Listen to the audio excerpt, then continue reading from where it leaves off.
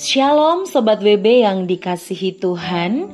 Renungan Harian Wanita Bijak hari Selasa tanggal 22 April 2025 berjudul Penderitaan Karena Hidup Benar.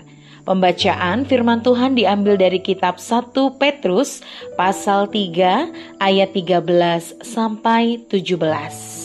Marilah Sobat WB, sebelum kita mendengarkan sabda Tuhan, kita akan berdoa.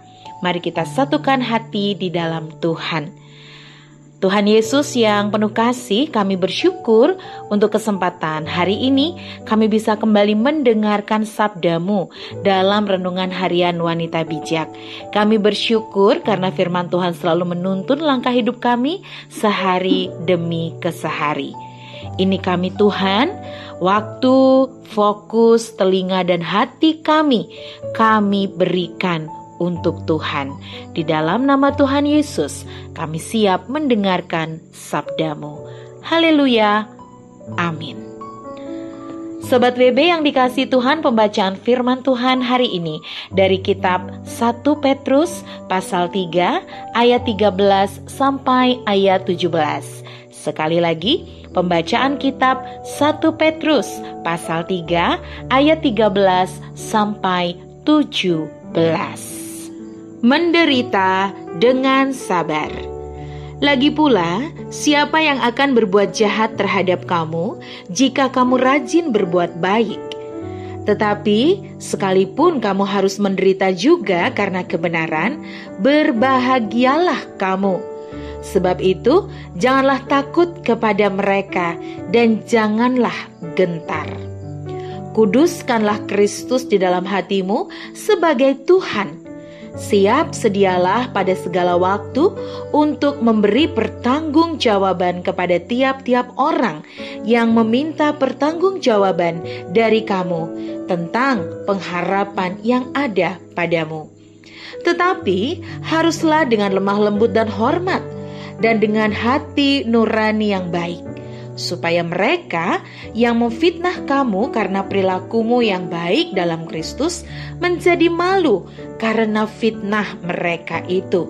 Sebab lebih baik menderita karena berbuat baik, jika hal itu dikehendaki Allah, daripada menderita karena berbuat jahat. Demikianlah Sobat WB pembacaan 1 Petrus 3 ayat 13 sampai dengan ayat 17. Disebut berbahagia setiap kita yang mendengarkan sabda Tuhan dan kemudian melakukannya. Haleluya. Sobat WB yang dikasihi Tuhan, setelah kita membaca bacaan firman Tuhan dalam 1 Petrus 3 ayat 13 sampai 17 tadi, marilah kita merenungkan apa yang Tuhan ajarkan. Lalu, bagaimana membangun kehidupan yang saleh? Dan penderitaan seperti apa yang membawa dampak kesalehan hidup? Demikianlah beberapa perenungan atau pertanyaan refleksi ketika kita selesai membaca firman Tuhan. Sobat WB yang dikasihi Tuhan, penderitaan kadang dikaitkan dengan banyaknya dosa dan kejahatan yang kita lakukan. Namun, jika kita membaca perikop hari ini, sebenarnya ada penderitaan yang kita alami karena melakukan kebenaran.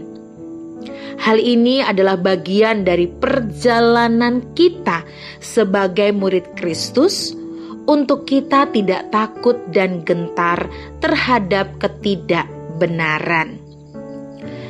Sobat WB, firman Tuhan meneguhkan kita bahwa apapun yang terjadi dan apapun pendapat orang, tetaplah menghidupi kebenaran dan memilih untuk hidup dalam ketaatan untuk menguji kemurnian iman kita.